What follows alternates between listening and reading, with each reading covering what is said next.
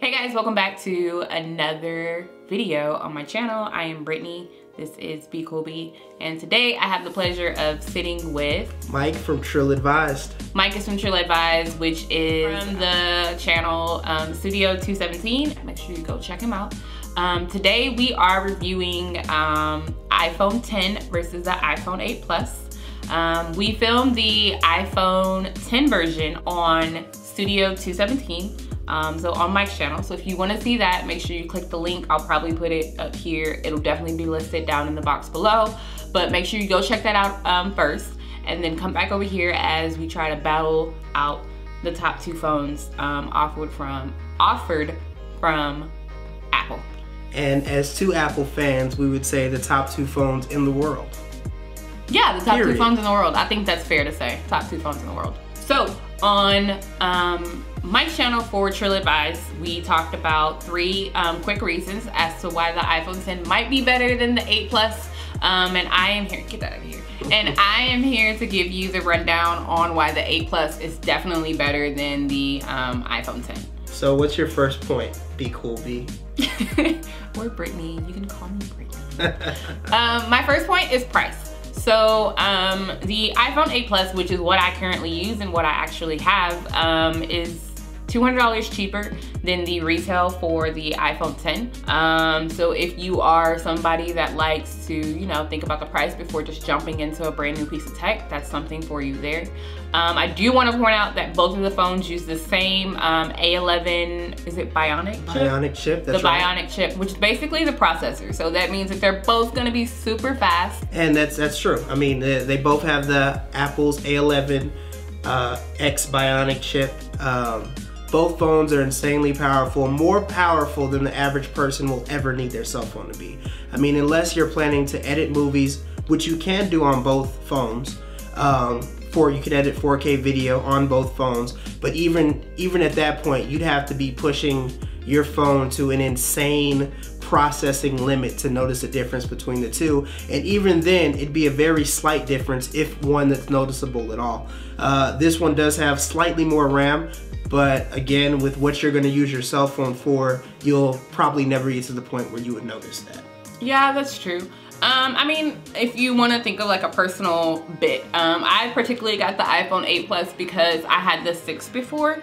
So it was time for me to get an upgrade. I knew I wanted a new phone, and I constantly had that little storage, you know, that storage notification that pops up every single time because you don't have enough storage on your phone. Shout out to Apple for just getting rid of the 16 gigabyte phone. Yeah. It is 2017. We don't need that in the world anymore. Yeah, it's crazy. It's unbelievable that I was working, you know, and going throughout with the 16 gig iPhone 6.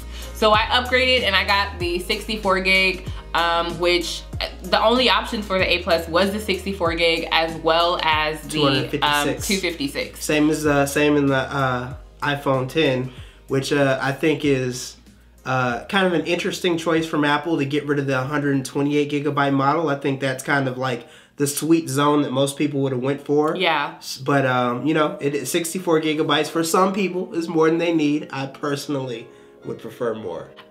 I think it's really hard to fill up 256 gigs of your phone. And I know that what I use my phone for is a lot of texting and like video watching, obviously YouTube, here we are. If you're just streaming. Then so yeah, streaming and maybe like a few apps and things of that sort. I'm not necessarily gonna be using it to its full capacity, so that's the reason why I settled with the 8 Plus. Also with the 8 Plus, one reason why I also wanted to make sure that I got this version or this model instead of the 10 was because I was already familiar with how everything worked, and you can still hold on to the true like iPhone style, I guess, in a way, by still getting the 8 Plus. Obviously it is still top of the line, but you are familiar with everything that comes with it. You still have the home button.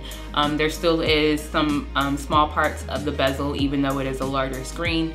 And just the overall function of how the phone will work for you is still relatively the same. I mean, the interfaces and like the software is kind of tweaked a little bit, but it's nothing to where it's like a totally brand new device. I think with the 10, you don't have the home button anymore. On both phones, you do lose the audio jack. So I mean, if you're kind of one of those people that are like, I really need it, you know, I mean, At first, I thought that was gonna be bad, but it's really not that big of a deal. Yeah, get a Bluetooth headset, headphones, and just move on with your life. But yeah, I definitely agree. The home button definitely is missed. I'll just say it straight up. Though the display is beautiful, the edge-to-edge display, which you can have a home button if you want to have. The new gestures do take some getting used to. It is learnable, but it definitely does take some getting used to. Yeah, so it's like retraining what you already know in a way. I wasn't really for that. I literally got my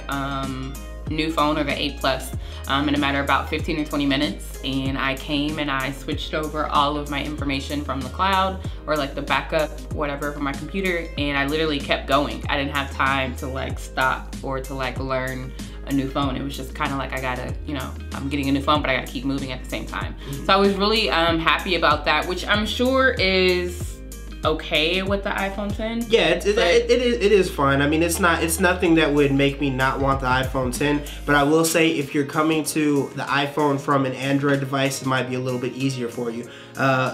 You know, on the older iPhones, swiping up is how you access your settings, like your volume and your brightness and things like that. And now swiping up is how you go home. You don't know how many times I have swiped up to try to increase my brightness and just went out of the app that I was in.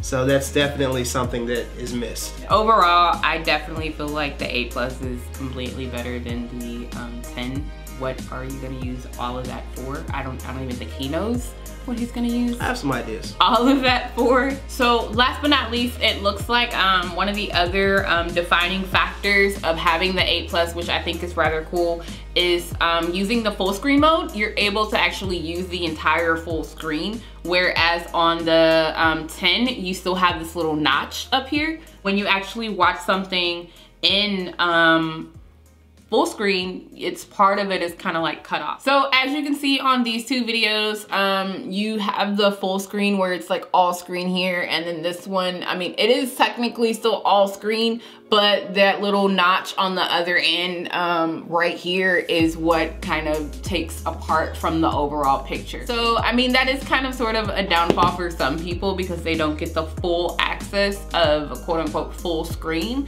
that Apple is happily promoting. So that notch that's actually listed there is what people are calling it, is kind of a downside to the 10 as well. It definitely does take away from the edge-to-edge experience that Apple is so proud of and so vocal about. Yeah, it's not a true edge-to-edge experience. You might as well just get the 8 Plus. Basically. Still should get the iPhone 10. No, you should just get the 8 Plus and call it a day. I think it's fair. Save a couple $100. I think it's fair to say, based on the two videos that we've made, that both phones are great. Both phones are great. You definitely shouldn't feel like you have to get the latest and greatest to get a good phone because the iPhone 8 Plus is a great phone. However, the iPhone 10 is still the latest and greatest from Apple, so there are going to be some features coming with this phone that you won't get with the iPhone 8 Plus. Is it enough to spend the extra $200 for? Well, time will have to tell us that. Make sure you stop by Studio 217 and watch Mike's video on his top 3 reasons why you should get the iPhone 10. He is just a Apple whore, for lack of a better word. I think we're both Apple whores. I mean, he's like, it doesn't matter, it's great. And leave a comment, let him know that you came by and you watched. Thank you so much for watching this video. I will see you in my next one. Bye. Peace.